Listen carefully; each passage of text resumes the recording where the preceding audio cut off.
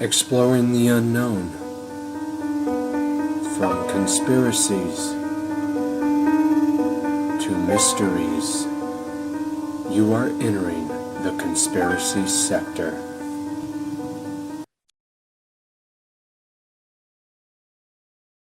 Well, welcome everyone to this very special program.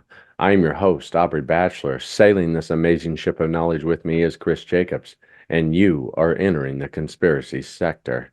Well, like always, we hope you've been well since the last episode, and we got another doozy for you. Quite an interesting story that revolves around an alien race. Chris, how you been?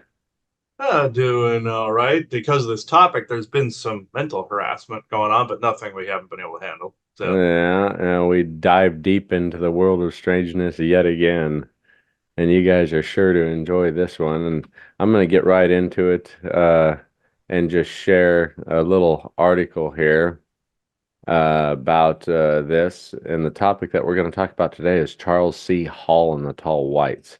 And for people that aren't aware of it, this man had quite an interesting relationship with the tall white alien race. And there's a few interviews about him on YouTube. If anybody's bored after they hear this episode, they can go listen to it and get a little bit bigger of an in-depth view of what his actual career involvement was with everything. But it's quite interesting from the aspect of how they're human-like, but they're way more advanced than what we are. And yet it's another story of technological exchanges between the American government and an alien race. And I don't know, do you remember the honorary Paul Hellyer up in Canada? Him, yes, yes. So he when he came forward to talk about this, yeah, yeah. yeah, and yeah, I think he knows quite a bit more than what he's leading on to. I used to listen to him talk on a show called The Conspiracy Show with Richard Serrett, and he'd interview him about once every 2 months, and he'd dive on into different alien races and UFO topics like the Shag Harbor incident up in Canada. And uh, I don't know if he's still alive. I need to Google him. I haven't researched him yet, but I remember him talking about certain subjects, and it's similar to what Charles C. Hall, Paul Hellyer didn't have a close relationship like C. Hall did, but I think he had the information close to what C. Hall had. Yeah, and I And believe Paul Hilliard, I saw reports where he passed away, and then I saw somewhere he was still alive. So either we have a Mandela well, effect thing going on, or mis and disinformation going on, one he's of the a two, Canadian Nelson Mandela. basically. uh, Well, this is an article from Medium.com, and it's by Noah Heydrich, and it gives a pretty good overview of this storyline of what we're going to be talking about back and forth here.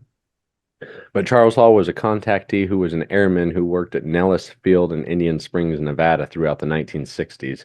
Enlisting in 1964, later he was sent to Vietnam and patriotically served his country in that war. I've heard many people online discuss him and criticize him as a liar or a kook. However, I believe his testimony to be legitimate. Like I do. Like I said, this is what I said. Go back and listen to his interview. And he has a very genuine voice. He's very calm about it. He knows what he's talking about. It'd be tough to make up. He deserves an award for if Mhm. he's acting through it, no doubt about it. But in fact, I found his testimony to be some of the most legitimate of any of the genuine contactees I have found. It was his case that verified for me that ET contact is real and proven as a reality. A few years ago, I had an email exchange with him about the tall whites technology, and he confirmed parts of his story for me. Who is he? He's born in Wisconsin in the mid part of the 20th century. He had a difficult and strange upbringing, although in many ways it was like other boys of the era. Later, he joined the Air Force and was stationed at Indian Springs, Nevada, near Las Vegas, as a weather observer. And we all know the strange stories that have happened. I don't mean to do a 180, but did you hear about the obelisk that was out in Las Vegas that they found in the desert out there Hmm. again? Yet Yep. another strange obelisk that appears and vanishes like a thief in the night. Yeah, Uh, exactly. so that was a little bit strange. However, what he did there was definitely more than just the weather. In his memoir, Millennial Hospitality, he describes how he was often alone in the ranges until he started seeing horse-shaped lights in the distance. The legends of locals range for Harry, and a radioactive horse pervaded, especially since this was close to the Nevada test range where nuclear testing was conducted. He was terrified and thought he was hallucinating or crazy, yet he still went out on the ranges like he was ordered. Eventually, he learned that they were radioactive, not a horse, but humanoid extraterrestrials that wore bright outfits that could float. The tall whites were normally human-sized but could grow up to 7 or 8 feet tall in the old age, were very thin, and had a pale white complexion. They wore human clothes, however, also wore bright suits that allowed them to float. They had white tic-tac shaped spacecraft that could float silently and travel thousands of kilometers an hour. He noticed that the schedule of their deep black spacecraft that flew on the schedule of the moon. Here we have interstellar technology that is just way more advanced than what a human being can on Earth can almost even grasp, really, Mhm. when it comes to their technological advances. He eventually befriended some and believed that they came from a star close to the Arcturus in the constellation Bootes. There were difficult situations like the woman Pamela that he met that shot him with what was basically a phaser, a microwave beam weapon that incapacitated him. In fact, the technology the Tall Whites possessed isn't that different from Battlestar Galactica, Star Wars, or Star Trek. The teacher who was guided to their culture and people, and in many ways they weren't all that different from modern Americans. However, in other ways they are quite distinct. They didn't eat meat. They were only vegetarian, could be capricious or caring, and they also read Charles' mind with the help of technology they used, like Alan from the White Sands incident, and that's kind of a strange one too. But their Mhm. appearance reminds me of the Castellan from the sci-fi series Defiance, or the engineers from Prometheus. I mean, that's kind of strange too. That's a good movie too to kind of Mhm. gravitate back to the tall whites. Blue eyes, tall, pale white, thin, and gaunt. Hall states that they have been here for a very long time, at least since James Madison was president, and they can live up to 600 years old. And I've heard reports 800 years old, some of the oldest, Mhm. meaning they could have been here since the 18th century at least. They looked human enough and they walked into Las Vegas to gamble with sunglasses and makeup and not to be noticed. Charles himself has stated that there are enough weird-looking people in Vegas that they wouldn't be noticed. And that's kind of crazy to think about, but yeah. These tall whites could be brave and be befriended them despite the mutual fear. I wish Charles learned more about what was going on in the dusty desert days when he was out there. Evidence. However, the skeptics will immediately retort Charles Hall as a fraud or a liar because they don't want the truth. This isn't true. I can prove it. First, the military records he has in his books prove that he was at Nellis and was in the military doing some of what he claimed he did. Read the books yourself and determine this for yourself. He wasn't lying about that. His service record speaks for itself.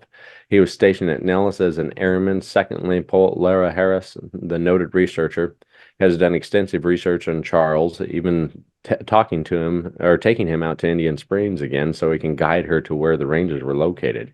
Many describe him as intelligent, likes to play chess, and experienced something strange, confirming the legends of Range 4 Harry. Key parts of Hall's story, like the building of an underground spacecraft for the Tall Whites, are documented in newspaper articles of the time. According to the article, around $300 million were spent. Inflation adjusted, that would be around $3.5 billion today. And I just want to do a kind of a 180 here and go back to what we talked about Phil Schneider and all of his underground alien and military based discussions. How he Mhm. talked about the expenditures and the aliens living on Earth. They're here right underneath us. I feel, yeah, he encountered the same race as Charles Hall did. Very Yeah. well could have. What kind of simple housing facility cost $3.5 billion? For reference, the nearby housing complex at Fort Bliss cost 4.8 billion, housing more than 37,000 soldiers and 10 million square feet of space. And my nephew's actually stationed down at Fort Bliss in El Paso. Hmm. Uh, it has 10 million square feet of space there. However, Fort Bliss is like a small city. It was more like they were building a small city out in Indian Springs than simply barracks. Indian Springs today, Creech Air Force Base, has some facilities, but nothing that seems like it would have cost that amount back then. So it has to be underground or something along that line, hidden in plain sight. Uh, there's a little, right in the middle of this article, there's a little newspaper cutout. Indian Springs Protect keyed to the defense plans. Indian Springs project, preliminary work on which already has begun, will not be an A-bomb program, but definitely will be tied into the defense plans. It was learned from authoritative sources this morning. The contract, which recently was awarded to the McKee Construction Company, is a preliminary project, it was stated, and is for the construction of housing facilities at the Indian Springs base. It is understood from reliable Washington sources that the overall expense of constructing the project may run somewhere around 300 million and will be even larger than the huge basic magnesium plant that is a construction job in southern Nevada. The actual details of the program are cloaked in a security blackout, and no information will be released regarding the use to which the construction will be uh, outed when it's completed. So there's a lot of hidden agenda type stuff going on around here, and not just there. They're polka dotted all over the world, as far as I'm concerned. Oh yeah, yeah, they are. Paolo's research is the most extensive. It indicates to me that Charles was telling the truth in part in regard to his experiences near Las Vegas. David Coote also interviewed some of Charles's military colleagues, and they remembered Charles and the legends about the tall whites. I myself have done research and found what could be the tall white scout spacecraft in the mountains near the ranges Charles talked about. There's a little picture here on Google Maps. It just looks like a little spacecraft right in the middle of the mountains there. I don't see anything coming through on the share screen if you're sharing. So No, yeah, it says let me get here. There it comes. Sorry. There we go. Here's your little Yeah. picture. Now you can see what I just read. That little dot right here. Mm-hmm. And that could be a show sometime too. We could just talk about strange Google Map picture sightings and everything. Oh yeah, that would be a great show to do on the strange Google Maps people sites. have found. That's a huge rabbit hole if you dive into it. But Hall's other experiences. Hall had encounters with other aliens, like the typical grays close to desert center California. Some of them had green, yellowish skin and were possibly reptilian in origin, as well as a human group he calls Norwegians with 24 teeth, whom he encountered in his youth. They look exactly like humans from Northern Europe, and Charles himself surmised he was related to them genetically. They arrived from a nearby red dwarf star, contacted Edward Teller, and wanted to build a spacecraft in Scandinavia. Incidentally, this confirms the information in the book by Lisa Royal, The Prism of Lyra, which states that humans from the constellation of Lyra off-world colonized Earth centuries ago and gave rise to different human races, as the book describes it. It could be that South Park was right, and Charles Hall is just one among many confirming this. Legends among Native Americans of ancestors from the stars abound, like the Hopi, and the legends of Chahukan. Charles outright states that northern Scandinavian people like the Sami and Finnic peoples also have descent from those off-world humans. Whether he is right, I don't know. However, I do believe this. Charles was honest about his experiences. Robert Bigelow, the noted investigator, also believes the same in a 60 Minutes interview he gave. So there's a lot of correlating back and forth information between people that have delved in and had experiences with the weird and strange. And going back to what we said in the beginning, if you listen to his interviews that he gives, he does seem very honest, open-hearted about his life experiences out in the desert there. So it gives you a little bit of an overview about who Charles C. Hall was and what he experienced. So we'll kind of dive on into some of the tall white lore. Yeah, this is actually quite an interesting topic. Now, what was interesting, you brought up the descendants of Lyra. You know, they created outposts here on all over the planet. This was thousands and thousands of years ago. It was basically, if you see the show, the Thundercats from all the years ago, Thundercats. I am Lion-O, leader of the Thundercats. Yes, and who are they running from in that? A big mummy and a black pyramid, because the Orions destroyed their homeworld and they had to migrate. It was telling the story of the Lyran Exodus is really what that show is talking about.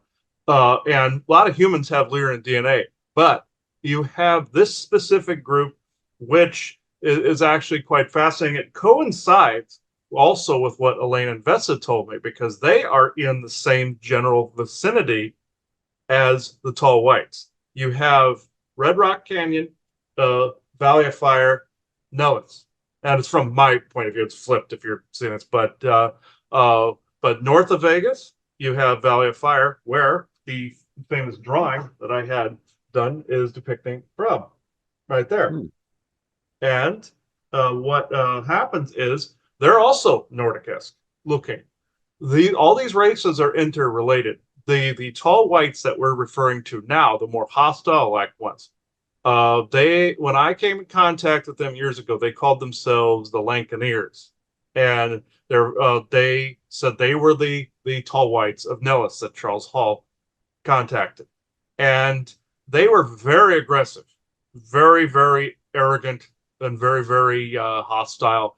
Even if you got something slightly wrong about what they were saying, They they turn were like, malevolent. yeah, yeah. Like if you like, I know there's more likely good ones out there, and there's cousin races like Land and Vesta that are wonderful. It's just that then you always get a bad apple out of the group.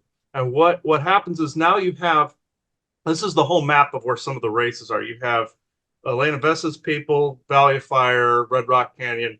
Vegas is neutral. It has a bunch of races that go through there, like a spaceport, because you have deep underground military base right under the strip there. When it was being built, anybody that actually looked down into the hole while they were building it were actually shot, believe it or not, by the secret projects right on site there. Nellis has the tall white aliens, and they have little homes up in the hills too. Lane and Vessa have similar, where in fact they have more of the Adobe look, and like how we would decorate it and deck it out, and it'd be awesome. The tall whites have a similar Adobe little shed like tiny house like thing going on, but they're more Spartan in their decor. They're more bland. So you can see similarities in architecture. And Elena and Vesta told me her people migrated here. They're descendants of the people that originally migrated here, and they settled. They told me they settled in the Vegas area in the late 1800s. So this coincides with what you just said. And also, when we encountered the tall whites originally, some of them were white skinned, some of them looked human with dark or blonde hair, and some of them had sometimes this silvery skin, like you painted like a paint marker over their skin. And some looked like them, regular human. Lyrans are that way too, either cat-like or human-looking. And some have the eyes like a cat, and some have human eyes. Saranan and or Cassiopean groups have like cat-like eyes, the squiggle eyes, or goat-looking like eyes, where they have that weird squiggle like hourglass look to them. And then some have normal. I found out the eyes change when they enter our sun, under our sun, to look exactly like we have them. It's something with the DNA and also the radiation of our sun that changes that. The thing, though, when I first came in contact with them, which was really, I thought this was something really stupid when I came across it. I didn't realize how profound this detail was until very recently. Where when the Lancaneers first came to me, they said, we're space horses. And I had no freaking clue what the hell they were talking about. I'm like, okay, I don't know what the hell that means. Then with the thing with Charles Hall seeing the horse he thought was a radioactive glowing horse, and it ended up being one of the tall whites, I was like, okay, they were making a big reference to the lore. And I'm like, okay, this actually makes sense. They telepathically contacted us while we were in Nebraska, and they're through the bases in Nebraska. They actually have homes there, just like the Ebens have homes down in Sandia. You have the tall whites, like what I said in the previous episode. You have tall whites in New Mexico. You have Zeta Ebens that are New Mexico from Zeta Reticuli. And you have Arizona, which has Lancaneer / tall whites. You have Lyran descent lineages, both good and bad. And people like to try to go to these people for esoteric wisdom, which they're no different than any of us. Some of them are assholes, some of them are good. And further down in Arizona, you have more cat races. Sedona, you have cat races there. You have Sasquatch, you have Syrian elf type dark elf, like from the Scandinavian mythology. They're with the teal, dark blue, dark blue skin with pink or bluish tone. And they're kind of all interrelated. Some lot of species mixed when they came into the sector of space, kind of thing. But then you have Lankaneer presence or tall white presence that goes down into the Yuma proofing grounds and down into the base down in there, from what I understand. New Mexico, like I said, is mostly dominated by the Zeta Ebens, but and also some cat races, and then you have the tall white, which is the rest of it, and that's where you get the Dolce incident that we were talking about before. They were so hostile because Zeta security forces can be hostile too, but so you can't really tell one from another. It's just like the man that wrote the book. Let me look at the name again. Come on. Oh yeah, the guy that wrote the book Communion, A True Story, which is Whitley Strieber is his name. He actually was talking more about the Ebens, the same ones that Betty and Barney Hill were abducted by from Zeta Reticuli. And he talks about how they put an implant in his ear, and that's how they communicated. A doctor tried to remove it, and it moved along here. I even had an incident recently where, and my mother did too, where we were feeling something was in our ear. And I attributed this, if people saw the lifting episode we did on Vincent Van Gogh, and I found out that he was part of my soul circle. I thought it was primarily just a past life, there. But the aliens were ear marking, Isaac always tells the joke, ear marking, because they think of us as cattle. So it's ear marking. So I felt something was in my ear, and I know something had been removed because I had an old scar tissue under my right earlobe from a dog bite years ago, and something it kept draining right here, and something was going wrong there. They were marking not only the past life I had with Van Gogh, but mirroring Van Gogh, but they were also earmarking me because they're dickheads. But this, and they did this to my mother too, and now I know this was the same race. Stryber encountered Ebens, but these two are kind of interchangeable. Well, the thing is, when we first started communicating, we trusted some of the information foolishly that they were giving us. Later on, doing more due diligent research, I came to find out that they're prolific liars too.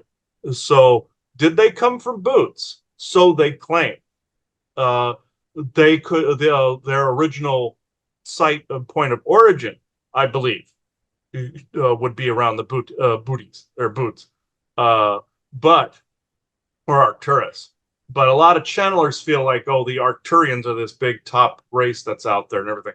They're mixing up with some Lyran races, the tall whites, and Orion, like generation 2 or generation 3, which are like these Nordic, like Nazi-looking types. They're all interrelated, and they're all created by the same source, which would be Orion.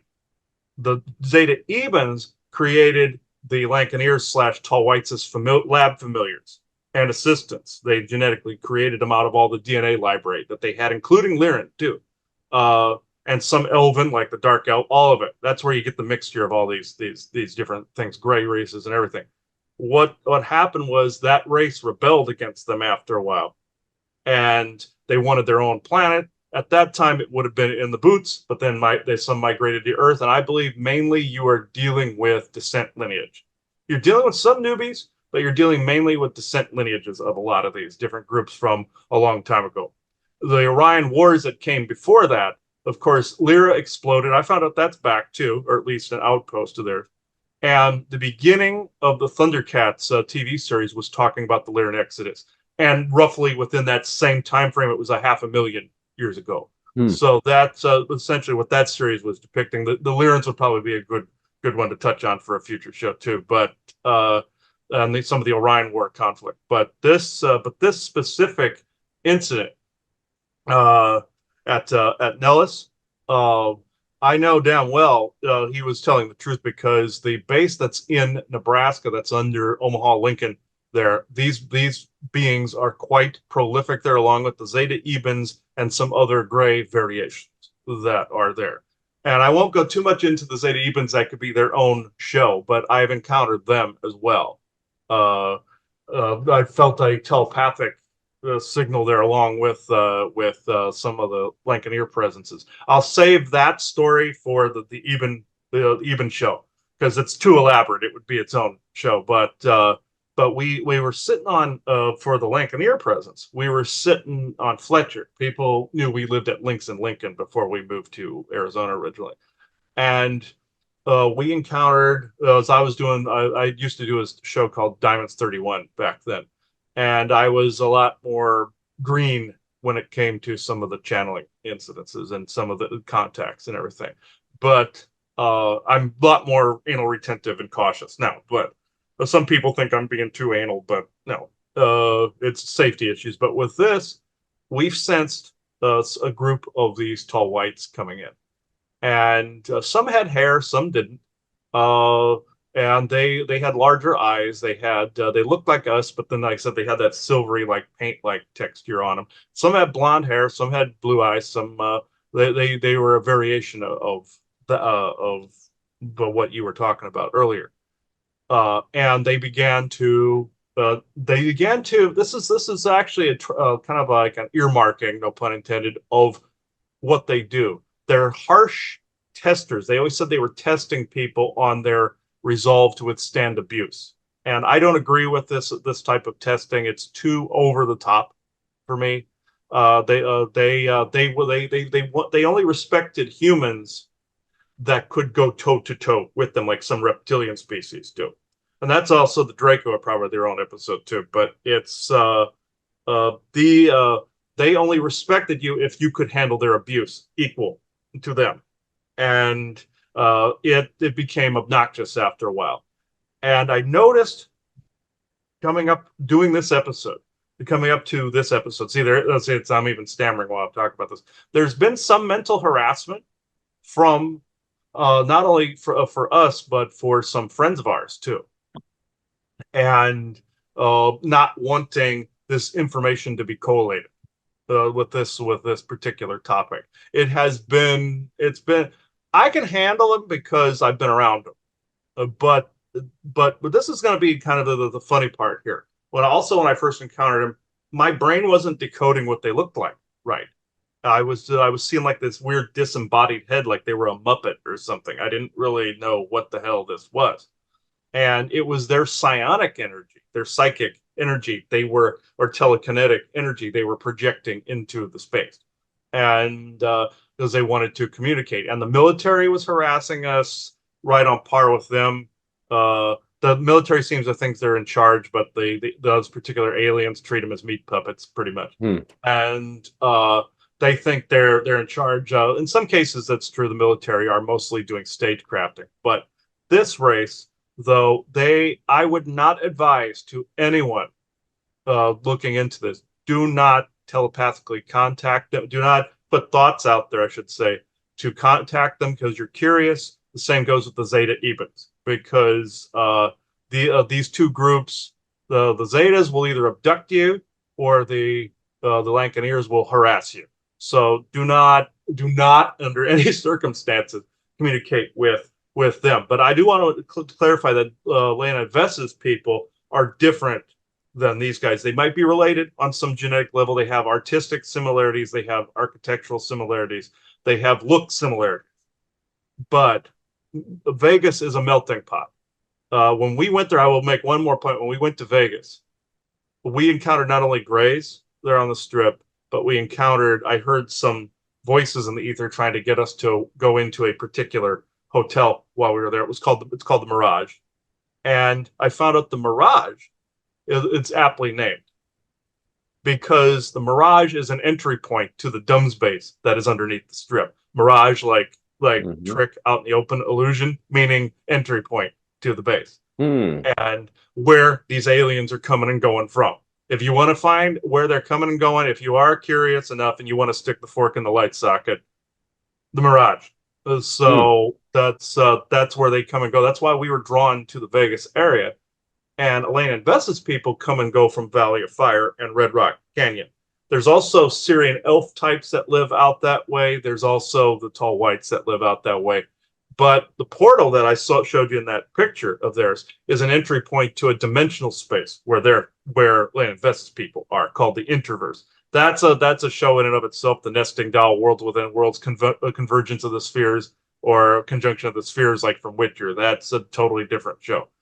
But I know this was long-winded, everybody, but this was our backstory coming Mm-hmm. across this particular species. Again, I would not advise in a million years coming in contact with the tall whites, because they will make your life hell. At least the ones we encountered. I don't doubt there are good sects and cousin variations like Elena Vess's variation, because they also have some human in there as well. But they, you can't basically judge an entire species by a few bad apples.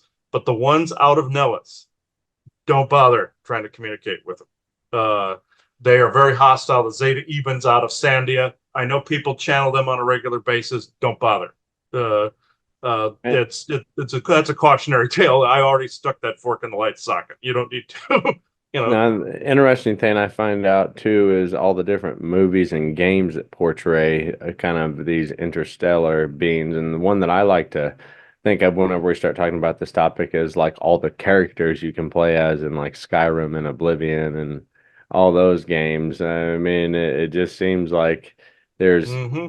there's all this disclosure through, games and movies and TV shows and everything along that line. Even commercials nowadays are, getting us prepped and ready, showing different alien races and Mm-hmm. uh Yeah, that's soft disclosure or direct disclosure, like cat litter commercial where you see this guy that's a cat that's dancing on a dance floor. That's Lyran variation. The show, I believe, uh, Resident Alien.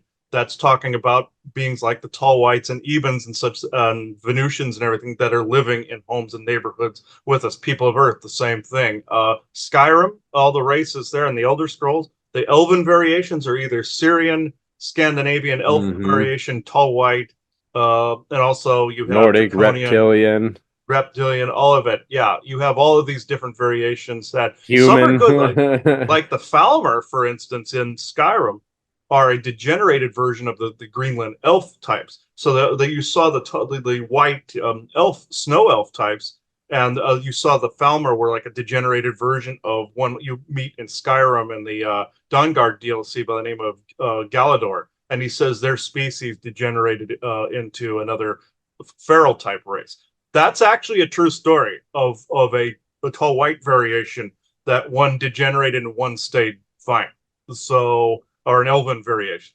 So that's actually a true story that was being depicted in the story. Same thing with and I will divert just a little bit with Akatosh, Alduin, and Parthenex are supposed to be Enki, Enlil, and Anu from the Sumerian mythology. So they've integrated all of it in the Viking mythology, and it was beautifully done. How they disclosed things in that game. You want to see some disclosure of races? Look no further than Skyrim and Oblivion. So Mhm. it's that's I know I diverted a little, but this is a subject that we've encountered quite Can you prolifically. think of any like uh, soft disclosure forms that revolve around these tall whites, like some most prominent ones that might depict these tall whites in movies or Uh, anything? well, the show People of Earth did, where you saw this white-haired, like Nordic-looking guy that was in that. That's what some of these Lankaneer and tall white forms look like. That's actually a beautiful example of one of them. They made him like kind of human-like, where he was bantering back and forth like a regular person. And he was a bit arrogant. Also, the elves in Skyrim are actually more Orion, like stage one Orion, where they're this vain type of personality. Hellboy and the Golden Army. Hmm. Beautiful example for Orion, stage one, and also Tall White, which would be the two elves that are in that movie. That'd be more Orion, but at the same time, that DNA base came from you had the Orion Greys that created a lot of these different Tall White variations, including the Ebens that made their own regurgitation, like I said.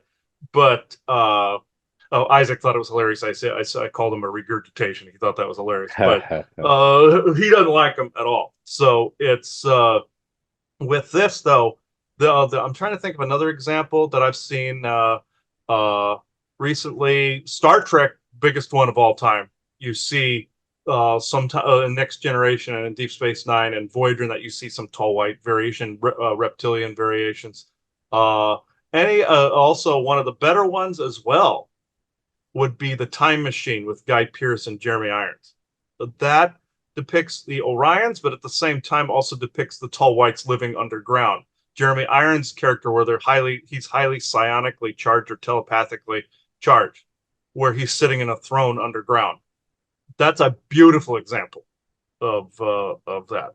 The way he there, even that Orion tall white variation was controlling Guy Pearce's timeline to where his species would be created to begin with, and they showed him as a human variation in that particular timeline. They're not entirely wrong, since some of them have hybrided with humans, but also people, you might also notice that in dreams, in your dream walking in dreams, you will more than likely have encountered this particular race, because that and Ebens, Greys, insectoids, we can go through the whole gambit at some point, but like bugs, all of them. But with this, I knew someone that had this dream where she kept going into military bases all the time and looking through people's like shit, like all their personal effects and everything. Part of her was sensing intuitively or telepathically something was up. I came to find this out, where in the dream state, she was going through people's quarters, all this other stuff, like normal soldiers stuff and everything. What part of her subconscious was doing was seeking what she was picking up on, and this group got mad at her, and in a session, I had to make them back off. I've also found them running little side experiences. You may remember, Aubrey, when we went to Burwell, when we went to the Pebble Creek incident, where you and I were picking up on a racer. That's these guys. So that's these guys that were there. They like to. I always equated that we caught them. We caught them like how you would catch a meth lab out in the woods somewhere, kind of thing. They like to break galactic law on a regular basis, like how some people just like to break the law here, like have a meth lab, sell drugs, do stuff like that. And also there's the soul trade too, which we won't get into that too much. But the Lancaneers have been responsible for also being couriers for hire for the soul trade. And what the soul trade is, in a nutshell, is ghosts are captured here. We spotted that in Burwell that time, where I said they had ghosts in chains, meaning that they carry something around like a little cube that I call a soul arc. They put ghost energy in it. They take it off planet, and they basically sell the ghosts to somebody who is ordering here, like a merchant. Genetics too for the Ebens, by the way, and a couple other races that are out there, like Camino in Star Wars. But they like that race that created the Stormtroopers. You have that genetic that are taken here by races that want it out there, and you have ghosts where they bring them back to their own biosphere. Say if they want a doctor, they want a scientist, they want a warrior, they want a soldier. They go to battlefields for a lot of these. This actually happens. This is unfortunately just as prolific as slavery was in the 1600s and 1700s here on Earth. So if people want to see that, we did a conversation on that. Elder Scrolls, me and Ryan did a lifting episode on the soul trade and soul traffic. It's too long of a conversation to add here. We can retouch on it sometime as well. But I will touch on, I did go into several graveyards, one in Illinois, where I walked through the graveyard and saw ghosts there. They were standing next to their gravestones. And when I asked them why they were doing this, they said the angel told them to stay there, and they were posing like they were a piece of meat. And I was like, no, you need to go on to the afterlife. And they got hostile at that point. No, we have to stay here. The angel told us to do this. And I was like, who are you referring to as an angel? It was one of these guys. I found these guys in hoods, cloaks, everything in graveyards conducting their business. And they actually, believe it or not, if you interfere with their work, they get pissed, but at the same time, they lose whatever funds they were going to get from that haul. This is actually, unfortunately, something that goes on. I believe the soul trade would probably be its own episode. I can't substantiate any of it whatsoever. It's just based on personal experiences. But the Lancaneers are like couriers Like in Fallout New Vegas, ironically enough, you're the courier that delivers Mr. House's computer chip to him. In that, it's there. They are that for like how you were to Mr. House in that game. Mm-hmm. So uh, at least a certain sect of them are. I don't want to judge the entire species, but but if the shoe fits, the same with the Draco. They have a reputation for being evil. 9 times out of 10, they're demons. So it's if the shoe fits. But yeah, these are our encounters with the tall whites. And if you see in commercials anywhere, shows anywhere, you have the almost like silky white hair or black hair, and you have like that painted like look like they've consumed too much colloidal silver type of look. In any show like Defiance, you mentioned Defiance. That's a beautiful example of how they look in that too. We didn't see it, but I remember that look. Uh, and you see these prolifically, like in Star Wars. If you want a good idea of Orion, that would be the Emperor. So, like the old decrepified, like Orion, like from Atlantean period, like look, or ancient look. So, or the sorceress from Snow White and the Seven Dwarfs type. But the majority of what you're dealing with now is either military or these various descent lineage races. The majority of encounters, alien wise, that people are having on the Earth aren't alien. They're terrestrial or dimensional. At least about 2 to 5% are galactic still coming in, from what I can understand. Uh, I know I went on, but that's about the ratio from where I understand it. Anyway, I was trying to look up information on Charles C. Hall to see if he's still alive. I can't really find any too much information on him whenever I do. Look. Also, there's 2 names that pop up for him too, which I find very weird. I've always known him as Charles C. Hall, and his Facebook is Charles C. Hall, but it recently changed to Charles James Hall, Hmm. and he has an IMDb for a movie he made in 2020 about walking with tall whites. Is the name of it? I Hmm. have not seen it yet, but the book they based it off of was Millennial Hospitality by Charles Hall. So, Hmm. uh, but it's Charles James Hall. It pops up. I'm not sure. Maybe somebody can clarify this out there in the comments if they've seen something we haven't. But the name changed from Charles C. Hall to Charles James Hall, unless he changed his name for publicity or pen names purposes, or it's a Mandela effect of some kind, or it's like I said, a pen name, or it's mis or disinformation. It's one of those 3 categories. Hmm. But he may have changed the name for pen name purposes, or maybe people were coming to see him somewhere, or some fans or something found him or something. But he's on Facebook.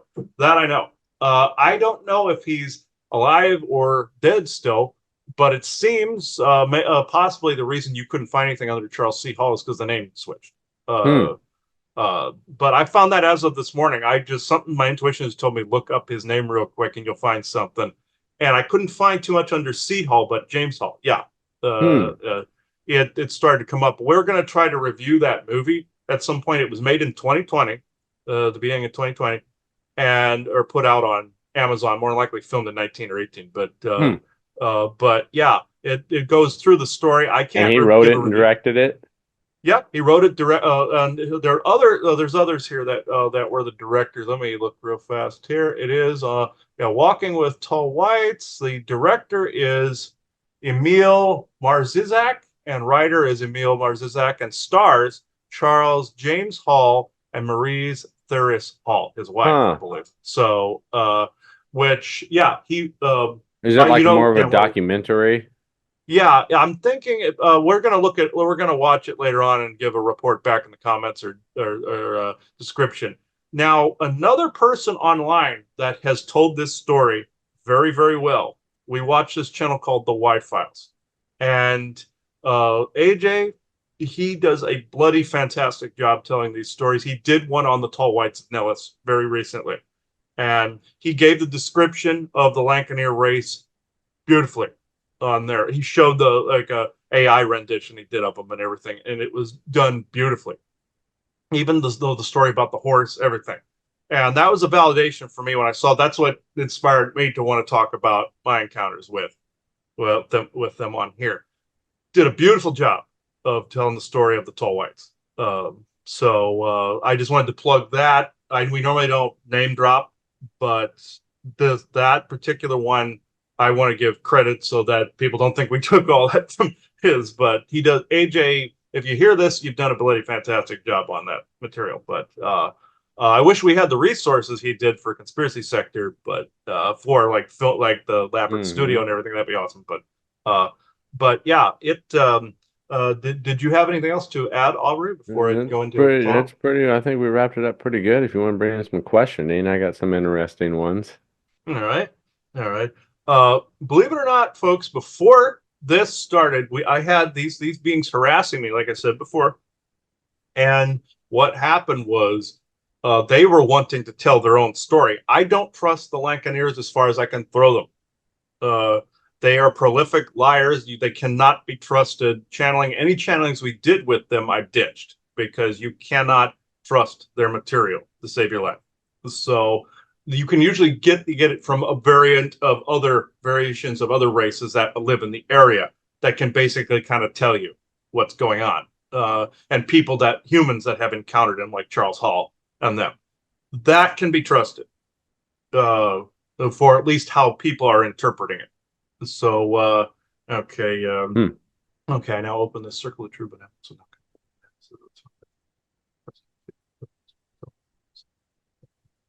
And if people are correcting me because we didn't open the circle in the beginning, sorry, but I am doing this now for the channel. So, all right. The energy is actually pretty good today for this, believe it or not. So, after the solstice. So, oh yeah, this was being filmed on 6/22/24. That's the day after the solstice. So, and it actually began on the 20th, the middle of the day on the 20th, believe it or not. So, and I didn't know that. I thought it was always the 21st. No, it actually started about 3 or 4 p.m. on the 20th. The solstice did. So, and you'll find that races that want to harass you will do this the most around these times of year because it's so potent. And Halloween, that's why you have this mixed bag. The bad guys don't try anything on Halloween because it's so active. Everybody's active on that day. They get drowned out. So, Isaac? Yes, I'll shut up so you can comment. Yes. I gotta make sure it's you because the Lancaneers have been a pain in my butt. So, okay. Hang on. Born energy out. Let's see. Hang on, get rid of one thing that's undesirable here.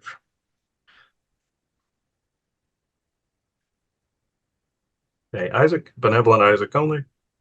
I wanted Elena and Vesta since they're actually in that area, but they may come in on a different one. But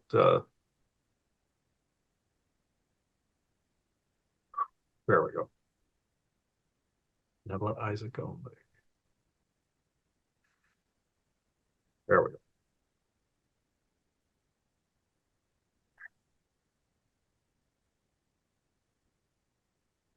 Yes, he is right to not trust these beings. Again, you don't want to judge a book by its cover, but you judge it by its contents and the quality of the writing and the quality of the character of the hand that penned the material. Charles Hall did see what he said he saw.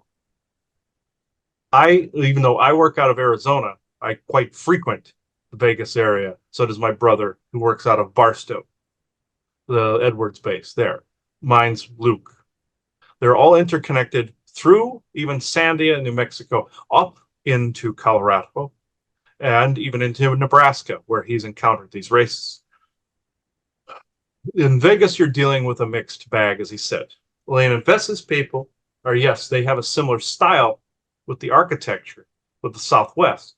Because guess who taught the Native Americans how to build that style?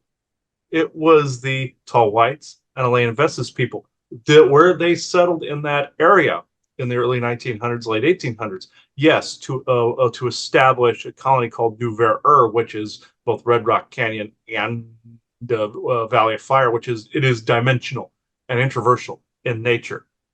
They actually helped some of the original settlers create Vegas, believe it or not. And they quite frequent Vegas. Both these groups frequent Vegas on a constant basis.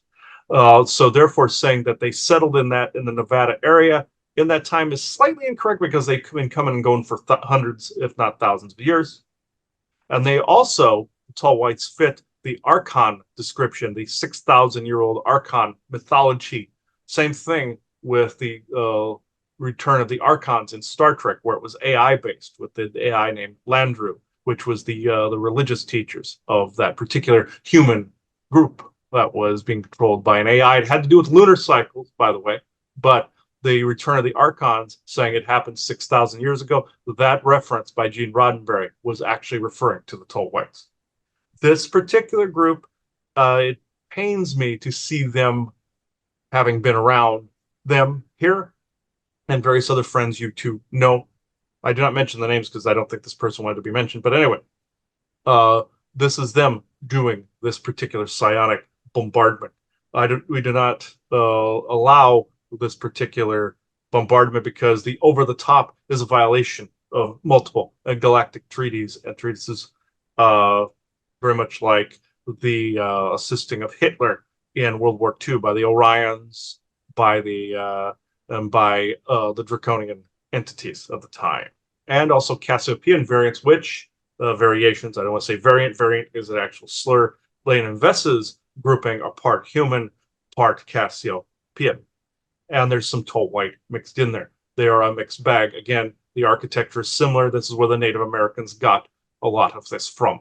And the architecture by which, say, you have the Anastasi with their fortress in the side of the hill there in New Mexico, this in Arizona, all of this that architecture came from both the Cassiopean groups and the Buddhist groups.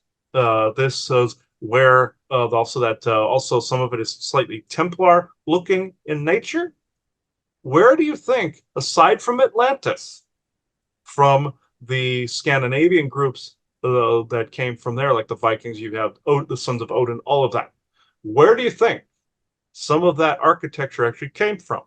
Tall white.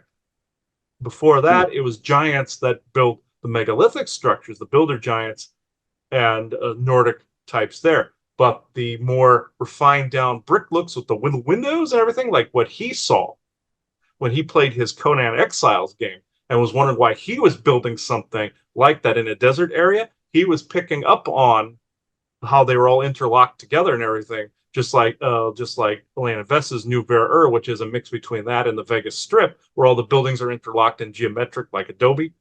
This is tall white and Cassiopean architecture primarily. So I can go into questions if you like. Yeah, it's a pretty interesting subject, and I want to relate to some of the tall whites' technology. Their suits that they wear that glow, that radiate. They can also levitate with them. Do you know any way of why that works and how it comes about, and what technology might make that a possibility? Yes. This is psionic resonance technology where they can use their own telekinetic and psionic field and run it through an enhancer and make themselves glow. Also, remember, in your Irish mythology, what were the Tuatha De Danann? They were the shining ones. So there's another relation there. It's another elf group, like the elves in your Lord of the Rings. They retreated to Tir na Og, or the other world of the living. That's also the Interverse, worlds within worlds. But that technology has been around since time immemorial, and it's an enhancer for the person's already natural psionic field. Think of like the Force in this particular way. Their genome does not glow itself. Yes, many jokes have been out there about them, about like the vampires from your Twilight, where they sparkle. All this. This is where the author was channeling some of that from, where Stephanie Meyer and them was getting this from. But on top of this technology, which would be a chest plate that also shields them from contaminants. Can they fly with this, kind of like a jetpack? Yes, they can. Can they levitate? Yes, they can. But this is from an already existing enhanced psionic field. This is basically like essentially the Force from Star Wars, where they could literally stop or move objects with their energy. And this is the same identical story that is being told from your Star Wars mythology. And people have dumped on the Acolyte lately, even though it went all wokeified and everything. They're telling the story in the new rendition of how one race created another race with a higher psionic buildup. That would be your Zeta Ebens creating the Lancaneers. This is also the Orions creating some of these different elfish like races that rebelled against them during the Tuathan and Fomorian wars in Ireland in the prehistory. So this is where you're getting the glowing and shining ones. The way this works is it has mimetic qualities to it where it makes contact with the skin. When this happens, it is then through a static charge linked to your skin. They showed this in the Superman animated series where someone had a suit on where they flew around like Superman and had his powers, but it was put right to their skin, even though it drove the person insane because he got a god complex out of it, and Superman had to whoop him in that. Even though he told the scientists in that keep this up, that I need other law enforcement to be able to use this, and just perfect the technology. And the scientist was pleased. This is very similar, if not the same technology that is being shown as contact with the skin, either through a nanofiber, like how some of the Greys have, or Elena Vessa have, where you could literally touch it, change the color, take the clothes off, everything. This is why Clifford Stone could not see a zipper on some of the Greys' outfits because it was nanofiber woven to the shape of their skin, like a 7 of 9 cat suit kind of deal. With this, you could literally take your own psionic field, speak psionically or telepathically to someone in an enhanced way, and not just have to wear a little crystal on your head like some of these outdated reptilians do, and their little creepy selves under the ground there, with a little unicorn horn sticking out of their forehead. Not the Forbosi group, that's a genetic group that created unicorns. That's a different conversation. But with this, it is a suit that deals with the person's own not only genetic signature that it's genetically tapped into for your own, but it's psionically tapped into for their own energetic signatures, like you see in the show Dragon Ball Z, where you see they have a little eyepiece where they're scanning energy signatures and genomic signatures. It's the same thing for the technology itself. And that show is also based off of enhanced psionic fields and enhanced energetic auric fields and internal fields, where you see them gaining great deals of power from calling on spirit and calling on the oversoul, all of these other things. But the technological version for them is essentially it would essentially look like magic to an earlier people on Earth. I hate to say this to himself, but primarily some beings that he was conversing with in Nebraska were this group these groups primarily, and also some of the ones that were Tuathan based. They're not elves per se. This is why when his friend Richie and him were talking about elves, some of the other beings that were around that weren't them were snickering. The term is not elves. It is the different tall white races that had this particular technology. Then you lump them together into a Tuathan category of elf, and they are essentially the shining ones because primarily of this piece of technology. And this can accomplish anything from levitation to the enhanced force abilities to communication, all of the above. And I know Hall would talk about, when it comes to their suits and it's kind of an armor that's unfathomable to to the human mind. We just wear bulletproof vests. But he would describe that if a rock was thrown, it would, like, at full speed, throw a rock as hard as you can. It'd go right to the suit, about an inch away from the suit, and drop to the ground. It's like an anti-gravitic sort of, I don't know how to describe it like you did, but just very strange and very amazing, when you think about it. And I want to go from their armor, their protective at wear, to their weaponry. Their ray guns and the different components. He would state that it would shoot like a beam of iodine and would make a human bleed from the inside out. So how does that technology work when it comes to the weaponry that they are supposed to possess?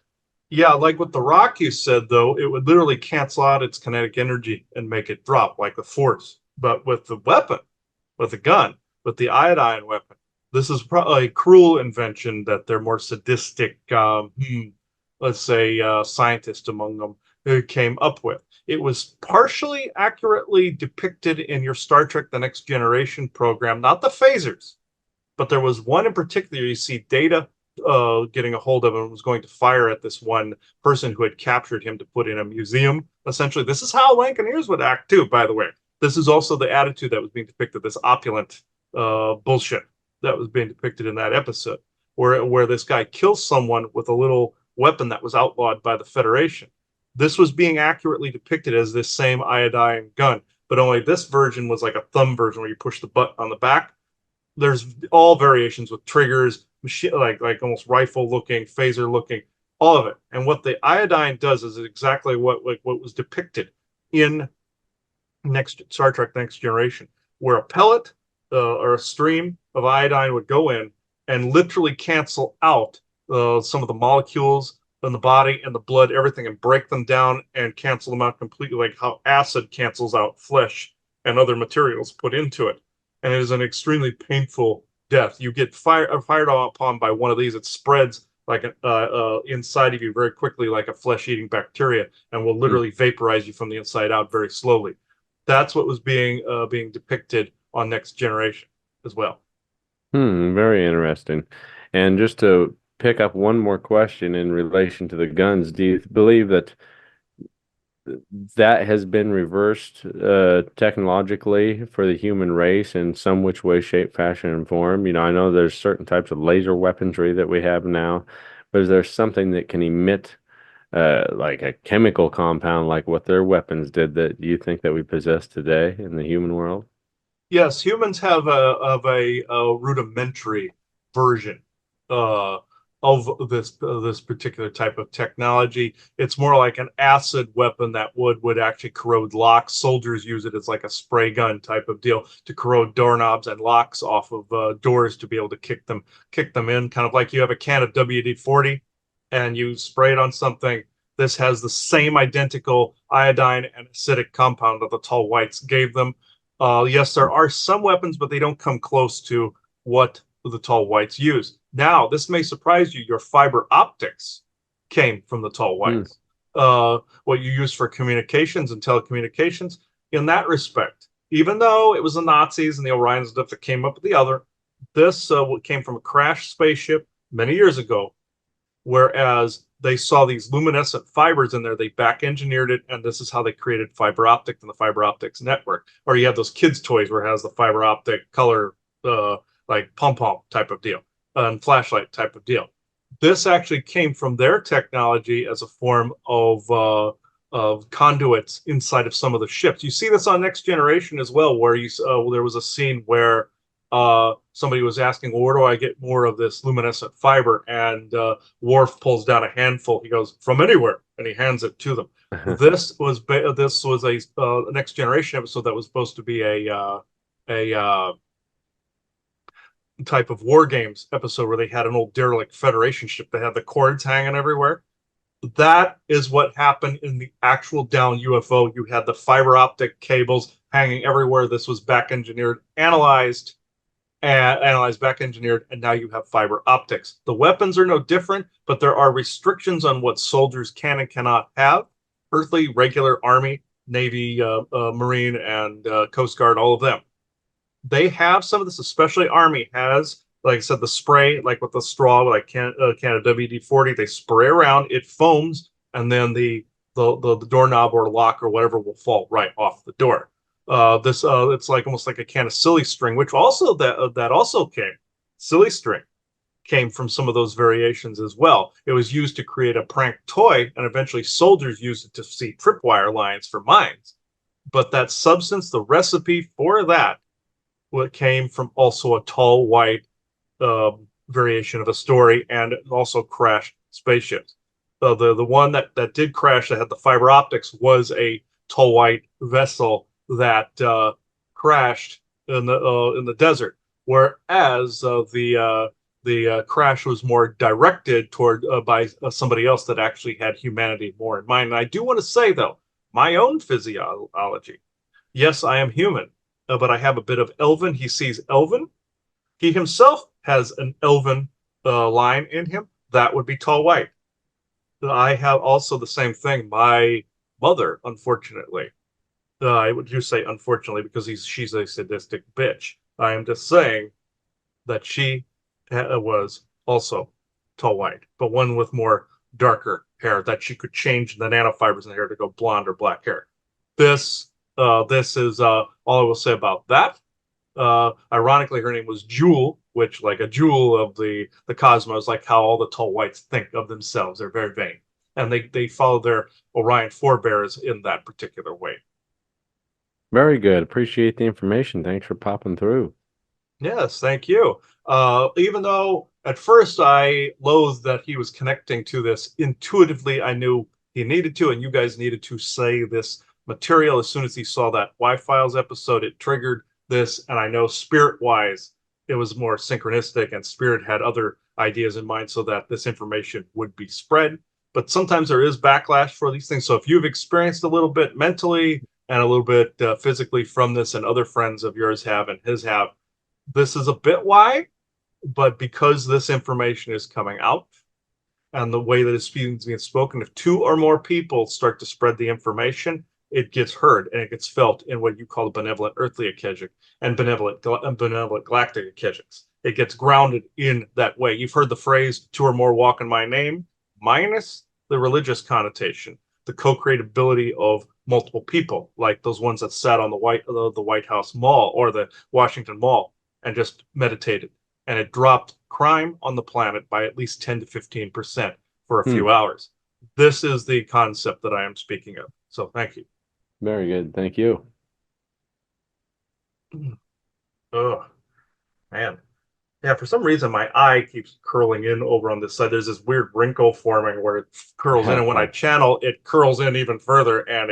And imagine if your lower eyelid curled in and poked you in the lower part of the eyeball. That's what it keeps. That's why I keep doing that. And this part of this, so this tear duct here is what I got affected in the SS Secret Space Program and some various alien things too. So this one waters, it squirts crap on my glasses all the time. So if people see me adjusting my eye here and see my eye is like drooping here, that's why. There was something going on with the nerve here where it keeps, when I channel, it curls in. So I don't know why the body reacts in weird and stupid and creepy ways sometimes when you do this kind of work. And it's fixable. You just tone it. You go through like toning and it fixes it. But it's annoying is what it is. So and I've recently started on new supplements and new ways of recharging myself electrolyte wise and everything. So the body is reacting like, what? You're actually helping and fixing stuff. So so I would recommend anybody gets into this work, you have to attune the body correctly for this work. And the body, mind, spirit, soul, everything. If you don't, you're going to pay for it. So and this also helps fight beings that are malicious as well when you're in a more healthy state as well. They don't want you to be out of that state because they've added the poisons in so that you aren't a psionic match for them. Or psionic dampening with technology, you have to surpass all of these things. So nice. Yeah. Be sure to always do that. Once again, he's spot on. If you're not taking any supplements and you're not taking care of yourself, you're going to be dark and dwindled, and you're going to go down a deep, dark path that you don't want to try to even crawl back out of. So just take care of yourself and try to avoid all the dangers that are hidden within this world. But I couldn't agree more. Yeah, I don't know if you have anything else to add before we take this out today. I was just going to say I want to thank you all for joining again. We hope you learned something today. It's a very interesting story, and if you want to dive on into it, look at some of the interviews with Charles C. Hall. But thanks for joining. Yeah, thanks for joining us. And now you are leaving the conspiracy sector. So bye-bye, everybody. Bye-bye. To give context, what was said about South Park being right was that episode where the forest people mentioned where the kids find out that Earth is a reality show and there are multiple species that were planted here on the Earth, and every race is from a different planet, and that the one first alien they meet, the one that Cartman makes him turn into a taco poop and ice cream, was actually a joke. That is actually, the whole thing was a true story. They wanted to eventually they canceled the reality show, but then the kids advocate for it, blackmail the two aliens, one green thing sucking on another green thing. That reference, that's a cabal blackmailing somebody into action. That's what that spelled, but the rest of it was Earth being a seed world. That's what was being referenced. South Park was right. That's what was being referenced. So 101 schooling, yeah, is triple twos, and also it's the 22nd today. So it's 2:22 p.m. Eastern Standard Time, Saturday, June 22nd, 2024. Thank you.